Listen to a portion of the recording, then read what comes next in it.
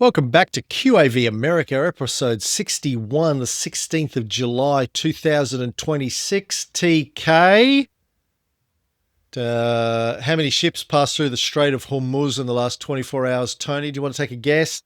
Could not guess. How many passed through safely, I think is probably the answer. I'll say none. Well, it's hard to tell. As we Right. talked about the other day, I mean, the US have been claiming they've been sneaking ships through. But according to everything I've read, maybe about 10 passed through in the last 24 hours, which is more than I would imagine. I don't know how they're not getting bombed or attacked, and the US has put a blockade on them, apparently, but they're getting through, so I don't know. I don't know what the real, like with all of this stuff, no one knows what the real story is. You can't trust any of them. They're all crazy. It's all lies and propaganda and fog of war and craziness going on. Gee, I'd want to be paid a lot to be a ship captain going through the Straits of Hormuz. Right? With Yes. the only guarantee that Donald Trump's going to get you through. You've got a ship full of liquefied natural gas. Yeah, you're sitting on a bomb. Or oil. Yeah. Oh dear. So yeah. And if you get through Kinda safely, you have crazy. to pay 20% to the US. Yeah. Yeah. Well, no, he's reneged on that. Right. Donald Trump. Yeah, he's not charging because it was going to be like $30 million a ship or something. Yeah, and Apparently, Gulf countries went, hold on a second. What? You doing what now? Yeah. Well, the other thing is too, I wouldn't want to be an IBM stockholder this morning. Their share price went 25% overnight. Yeah, I didn't really get a chance to drill down into that. What was that all about? Do you know? Yeah, it was a quarterly update where they missed their targets and called out the fact that a lot of their clients were diverting what was CapEx going to IBM for mainframes into cloud servers for AI. Right. So it's kind of starting to bite for the IT industry now as well. Interesting. Well, what else is in the US market news recently? Dow is up, S&P 500 is up, Nasdaq Composite was up, oil is up, A little bit. WTI and Brent all up.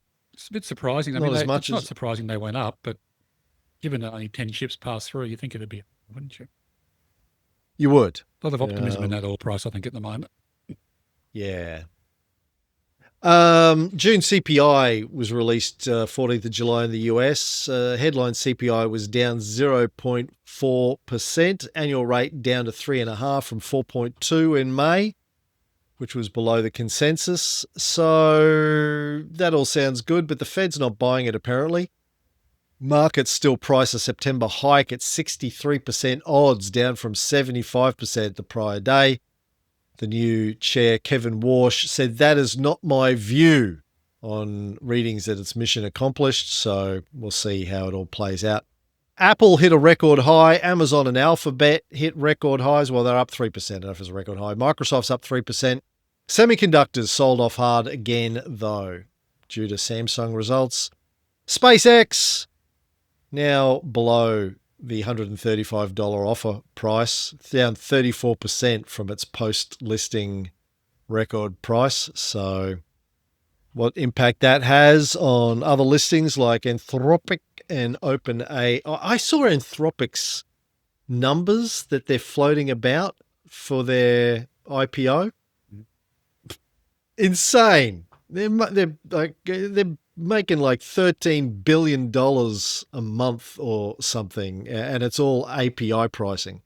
It's not actually, monthly charges like people like me pay. It's all API stuff. And the numbers, you look at the numbers, it's just going exponential what they're earning from API pricing. It's crazy. But anyway, closer to home, my star stock of the last few weeks, Leslie's, the pool company, was up 10% in a week after I bought it, and I was like, you beauty. And then it crashed 27% below my buy price the other day, and it's continued to fall. It's now trading at $2.97. I did get out of it a couple of days ago. I'm just bringing up my transaction list here. I can't remember what price I sold it at. I bought it at $7.68 on the 18th of June. Went up 10% in a week. I thought that was great. I sold it at $5.60 on the 14th of July. And as I said, it's now down to $2.97. So nothing in the news except when you look in Stockopedia, the news section for it is hilarious. It's hold on, let me try and bring this up again. Leslie. Over the last week, it's just Nasdaq trade halt, volatility trading pause. Nasdaq resumed. Nasdaq trade halt, volatility trading pause. This, like, for yesterday, this happened at 12:27 a.m. It was a halt, resumed at 12:32 a.m. Then another halt at 12:33 a.m. This is our time, I guess. Resumed at 10:30. It's in American time. So there was a halt at 10:27 a.m. New York time. Then resumed at 10:32. Then at 10:33, another trading pause, resumed at 10:38. 10:43, another trading pause, resumed at 10:40. This goes on every few minutes, all day. Trading halt due to volatility, and then it resumes trading. That's all I can see in the Wow. news. Sounds so, like they sprung a leak in the pool. It was down 41% yesterday. So gamma squeeze, maybe, whatever that is. But anyway, there you go. That was my big excitement for this week. I sold it and I replaced it with the stock I'm going to do a pulled pork on today, which is a good one with an absolutely bonkers story because it's all about Argentinia's president, Javier Milei. I'm going to be talking about Telecom Argentina, Tony, ticker code TEO. Not sure if I should pronounce that Teo or Teo. I'll probably go with Teo because it sounds slightly Latin American-ish. You know, makes me sound like I'm very, I talk like this. I do my best cappuccino. I say sanitarium. I say sanitarium, not sanitation. You know? And of course, Argentina won the World Cup semi-final this morning, a couple of hours ago. Did they? This morning, our good for time. them. It was evening in the US. Yeah. Does Messi play for them? Messi did, and he had a blinder. He scored a late goal and then set up a late goal to win 2-1. Good for him. Yeah. Well, Argentina, buckle up because, man, there's some stories in here. You're off to the World Cup final too on Sunday night, so good luck. I've had a great time researching this story. I'm going to try and not get too sidetracked, but this is just gave me so much glee learning about this. We'll start with the Telecom Argentina. So they're basically a monopoly, effective a monopoly for the moment, but it may not last in Argentina. They trade under the brand names of Personal and Flow. Sounds more like a Women's Monthly tracking app, but there you go. Your Personal Flow from Telecom Argentina. They're simply known mostly as just Telecom, like Telstra used to be called here in Australia. They're just called Telecom by most people in Argentina, apparently. They are listed as an ADR on the New York Stock Exchange. Each ADR is 5 of the underlying Argentine B shares. They're listed back home in Buenos Aires as TECO2, TECO2. The Argentinian peso is known as the ARS or the ARS because it's in the arse end of the world, I guess. It's one arse is currently worth $0.000673 US dollars. Could also be short for ARIs. Could. Yeah. It's not as funny though. So leave the humour to me. I'm not trying to be funny. I'm trying to stop this, whatever it is, 120 million Argentinians from sending us nasty Messi emails. Turning up at our doorstep and kicking the ball into our nuts. Market cap's about 5.8 billion US dollars. Share price is around 13.5 cents. Well, it was when I did my analysis on it. Let's see, what is it today? Closed. Well, the market's still open there. Yeah, 13.78 now. And it's up about 48% over the past year, up about 12% year to date. So already had a bonkers run. Do you know why? I do, and I'm going to tell you when we get into it. That's why I'm doing this show, Tony. Have you been here before? I can't tell you why. I'm just trying to insert myself into the conversation. You said you wanted to have a rest. Oh, you said your throat was sore. My throat is tired. Yeah, I just did an hour ranting about this on another show.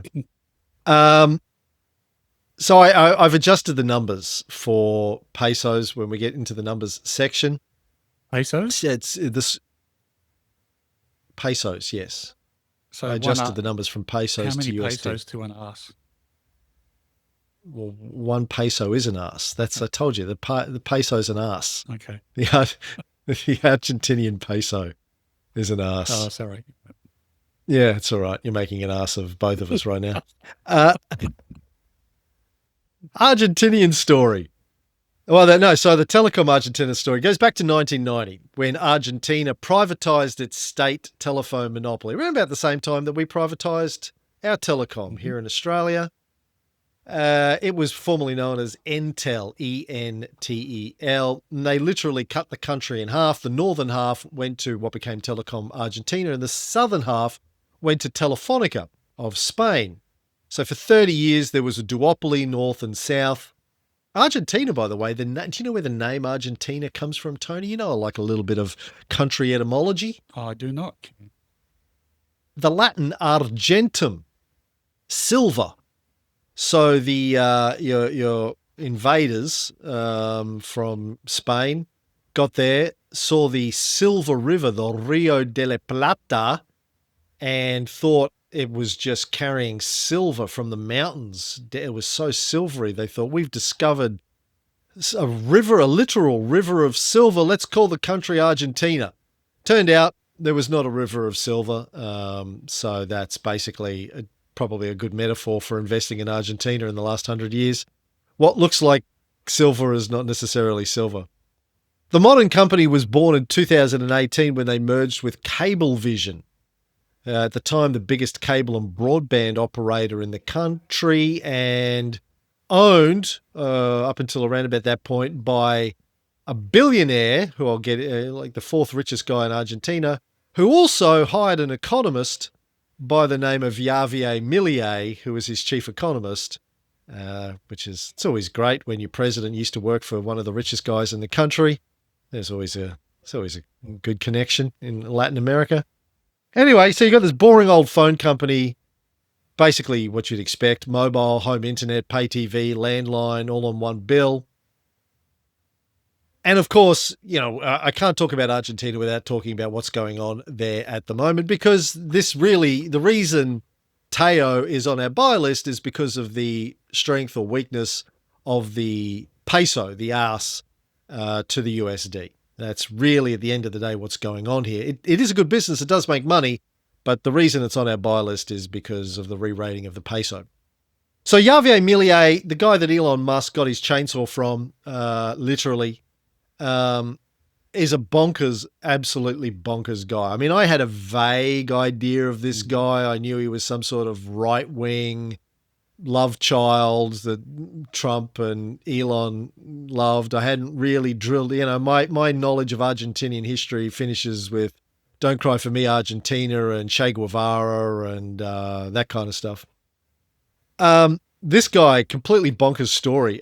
Short story, abused by his parents, who he doesn't speak with, has no contact with his parents, but has a crazy close Targaryen-ish relationship with his sister Karina, who was the head of his presidential campaign, and I think was maybe and still is his presidential chief of staff, although she's got caught up in some corruption scandals over there. I'm not exactly sure of her current status. According to some things I read, she's either the second most powerful person in Argentina, or, according to one guy I read who was interviewed, said, in Argentina, we say that Javier Milei is the most important person in the government of Karina Milei. So there you go. For 15 years, he worked at the private company Corporación América as the chief economist and financial advisor to Eduardo Urnequian, who is this media billionaire, is the I think still the fourth richest person in Argentina, did own Cablevision, but sold it and then had a bunch of real estate development businesses and, horses and all the usual stuff that rich guys like you like to dabble in. Javier wrote some books on libertarian economics. He's a big fan of your Milton Friedmans and guys like that. Ayn Rand. Came to prominence on Argentinian chat shows, TV chat shows, by saying outrageous things like, and this is a quote, "The state is the pedophile in the kindergarten with the children chained up and slathered in Vaseline." I'm sure, I think that's Milton Friedman he's quoting there. He is an open sexual libertine as well as an economic libertine. He's spoken about being a proponent of free love, tantric sex, and enjoying the odd menage a trois. Not sure if his sister's involved in those. That wasn't in my background research, but, he likes to live it up. He's obviously, if you've seen a photo of him, he's got these massive big meat chop sideburns, crazy sort of conductor of the New York Philharmonic hair.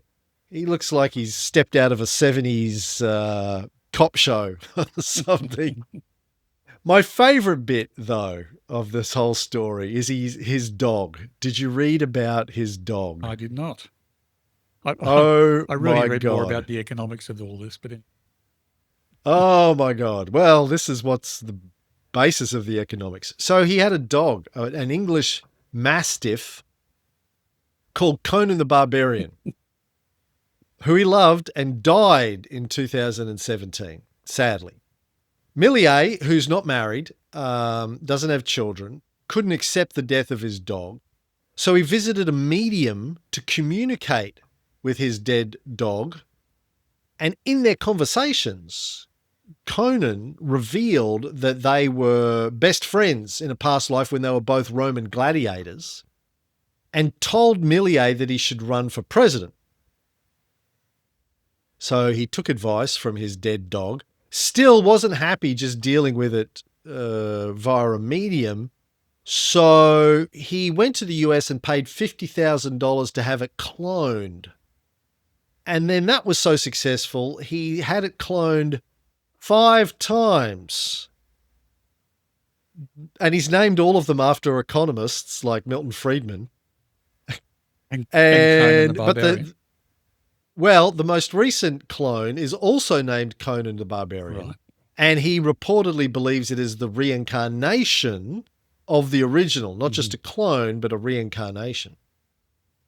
His sister, he wasn't that comfortable having to, get all of this information from the other medium. So his sister trained to become a medium.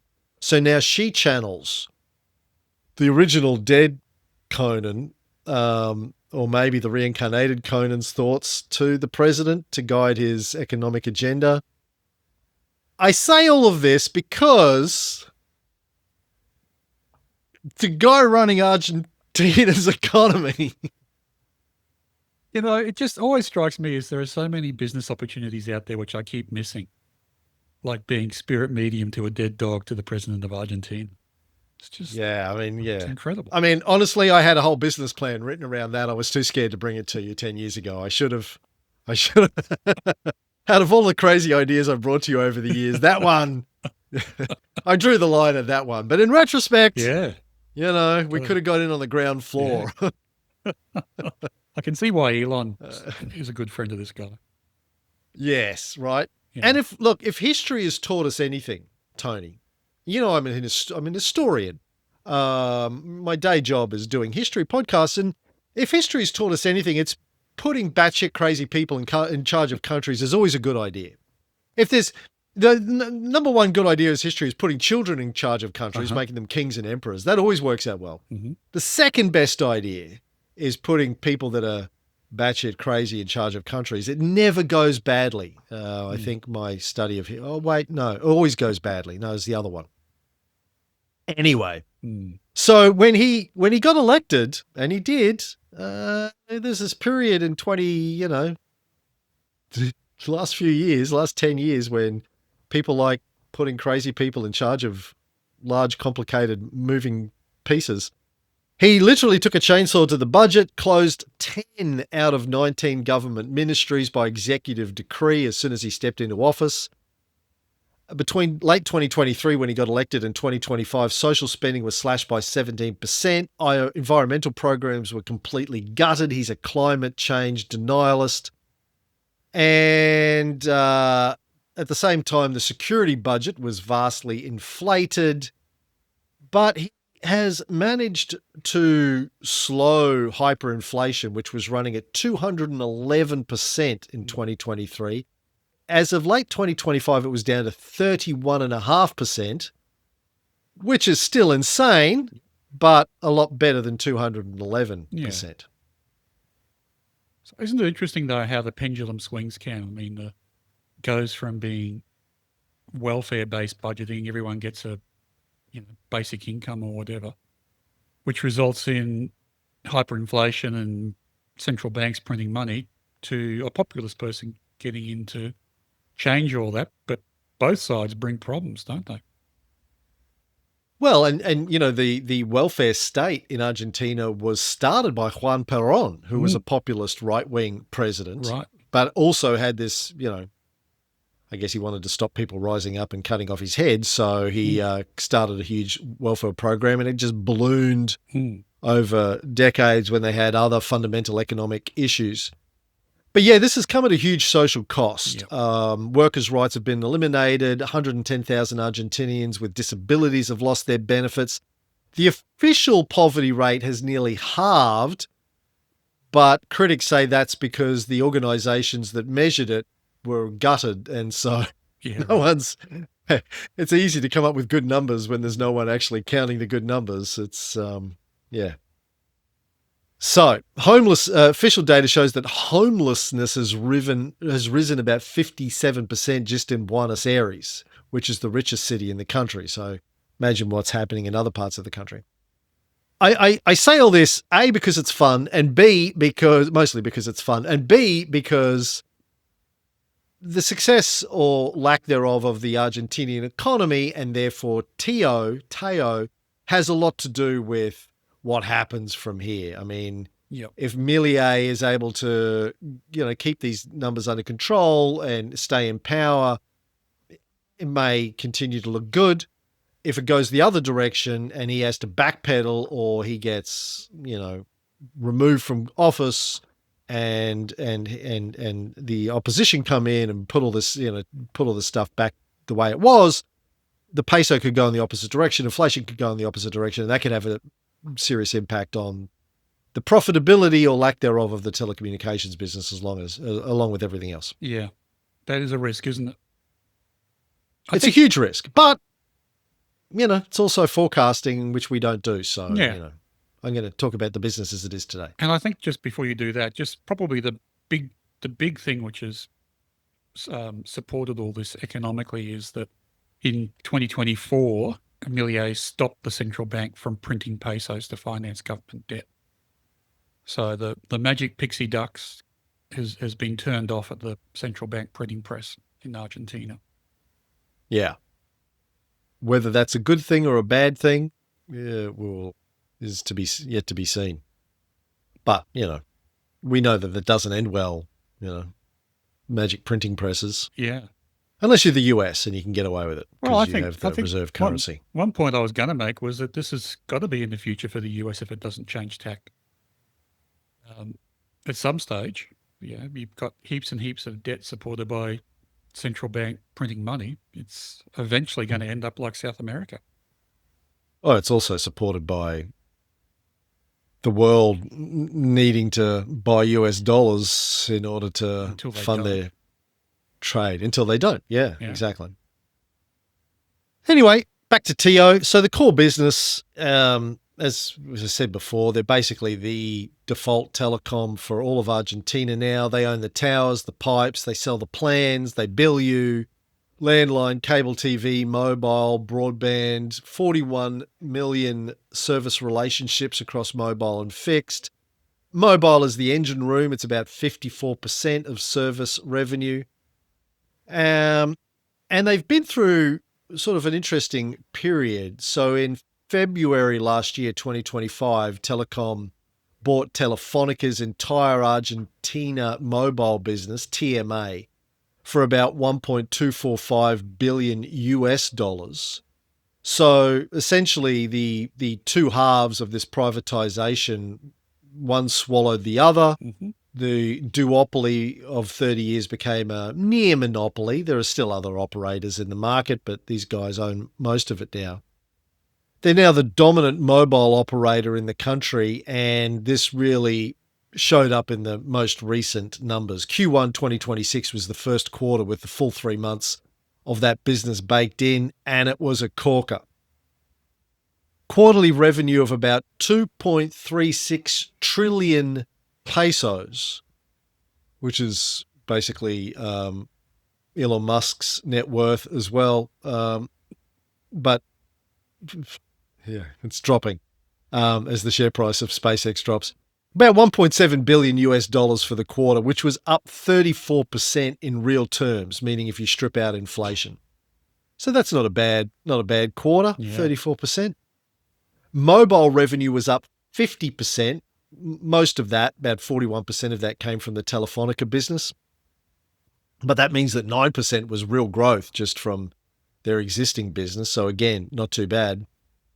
But here's the number that I really like. Their revenue per customer was up 18.7% in real terms, ahead of inflation. So good. It's good to have a monopoly. In our Australian show, you talked about IGL, who basically has a commercial printing monopoly in Australia for catalogues, retail catalogues. And, you talked about how Warren Buffett loves a good monopoly. These guys, very similar. Well, I think if I can just interject here again, have you heard of Decree 690 in Argentina? No, what's Decree 690? Well, it was a law which said that telecommunication services were designated as essential public services, and the government could therefore cap the prices that TO could charge. And of course, that's been swept away by Milei. So that's another reason why revenue per customer is up. They've been able to put the prices up. Right. Charge what you want. Let the market work it out. That's what the market will bear. Yeah. So net income was 643 billion pesos versus 124 billion a year earlier. So a 5-fold jump in their net income. But here's the trick. Nearly all of that, 631 billion of the 643, was due to the peso currency exchange, right? Mm-hmm. Now, they're making money. They're a good business. They're a solid business. But the reason they look as good as they look on our buy list is largely because of a strengthening of the peso. And, the way I look at that is that's legit. This is part of the operations of the business.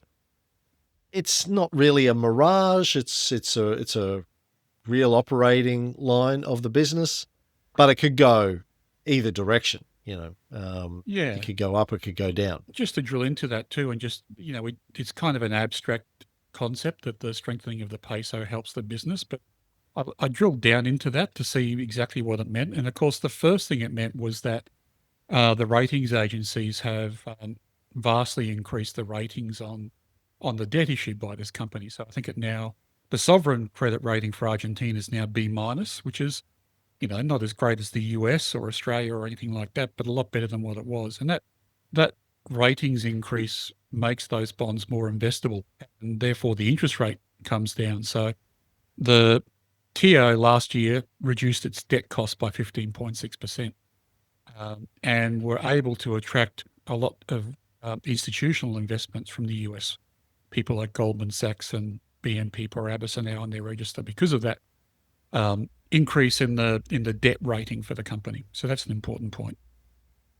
Yeah. I mean, it's a good thing, and I guess the market is in some ways indicating that they think it's going to continue, and the cost of the debt is going to continue to drop for these guys. But Again, I mean, market doesn't know what's going to happen from one day to the next in terms of Argentina's overall government and economy. So, as we know, markets get stuff wrong all the time. They do, but they're also not a bad forecaster, at least, for sort of 6 to 9 months in advance. So if big companies are putting their money in and are believing the ratings agencies, at least it'll stay stable for a while, I would have thought. Yeah, all right, Mr. Polymarket. I read a great breakdown on the history of Polymarket, by the way, the other day. Oh, man, there's a story. Anyway, that's for another time, how it came out of the Pentagon. Okay. And the NSA. So, look, the cheap ProfCat, I'll get into the numbers in a minute, but is the PropCaf is real. It's a real business that's generating real money and has a real near monopoly. Just want to point out for people listening that the value of the peso against the USD is playing a big role in this. The other thing that we need to be aware of is the antitrust regulator did approve the acquisition of the Telefonica business, but with some caveats. So they paid, as I said earlier, $1.245 billion to buy this business. Last month, June 18th, Argentinia's Antitrust Tribunal approved the deal, but with strings attached. They have to sell off at least 6 million mobile customers and the spectrum that goes with them, which turns into 4 million in Greater Buenos Aires and 2 million in the rest of the country. Plus, they have to divest about 211,000 home internet customers across 28 towns. Plus, there are behavioural conditions on their corporate and wholesale business. So they bought growth, but the regulator's going to make them hand a chunk of it back, probably to create one or a number of new competitors. We've seen that here with Telstra. It can play out in a number of ways. So could be a good thing, could be a bad thing for customers. It just depends on how it all plays out. But for the moment, they've got this monopoly and they're making money hand over fist. But there's obviously this honest macro risk with Argentina. Growth is back about 4%. Inflation, as I said, is down from over 200% to the low 30s. Milei won the midterms. He's got IMF money. He's got a US currency line behind him. But you'd have to say that the economy there is still fragile at best. Country's dollar reserves are barely above zero. It owes $20 billion this year. The bond market is still treating Argentina as sort of a risky country. Bonds that mature after Milei's term yield way more, which seems to suggest that they're thinking that another government might come in and just tear up all of the reforms that he's done. But the cost of the debt for Teo goes up and down with the value of the peso against the USD. So at the moment, it's looking good. Share market has loved it. As I said, it's a year ago, it was trading about $8.83. It's now trading at $13.85. In the last month, it's actually down now from the last month slightly. But it's had a corker ride over the last year. It's down a little bit. It is a buy, though, from our 3-point trendline perspective. Just some numbers for the rest of the balance sheet. Debt's actually heading the right way. As you said, net debt's down about 16% in real terms. Roughly about $2.9 billion US of net debt, and that's improving. Capital spending ran hot. It's up about 85%, mostly the cost of integrating the Telefonica network. But after years of paying nothing, shareholders just cleared the way for up to $300 million US of dividends this year. That's good. The ownership is controlled by two camps. Cablevision Holding, which, as I said before, isn't owned by that billionaire. He sold it off almost 10 years ago. But the company that it became owns about 39% of the stock of this now. And FinTech, which is the vehicle of a Mexican financier, David Martinez, holds the control block. So he's also been trimming his holdings. He's trimmed about 1% in this quarter, selling off a bit. I guess the share price had gone up, whether that's just profit taking or something, I don't know. Their auditor is PwC, gave them a clean opinion, so that's good. If I get into the numbers, based on $13.55 was where the price was when I did my analysis. So it's gone up a little bit, about 23 cents since then, but it shouldn't change the numbers a great deal. And these are the numbers after I tweaked the ARS to USD conversion. It was a bit higher originally, but I had to change the IV1 and IV2 to map to the conversion rate. Quality score, the QAV quality score came in at 75%, which is pretty good. Said on the last show I did, we don't often see stocks on the buy list with a 75% quality score. I'd say, what would you say? Less than half of the time they'd be up over 75%? Yeah, I'd say so. But it's good. If they're over 75%, it means that they look really good for us. And it came in finally with a QAV score of 0.258. Mm-hmm. As I said to you the other day, I think there was over 100 stocks on our US buy list again this week, so no lack of opportunity. And this was up the top. It was like number 2, I think. I don't think it was number 1. I think it was number 2. So a really good score. Looking at its intrinsic value, so for new listeners, we have 2 intrinsic values that we look at. One's based on current financial position. One's looking at next year's EPS. Our IV number 1 came in at $3.70 versus a share price of $13, so it's way below the share price. But our IV2 was $15.87. Mm-hmm. So our share price is under that, so I could score it for that. The price to book is 1.07, so the share price is a little bit above the price to book. Couldn't score it for that, but it did pass the book plus 30 test, and I could score it for that.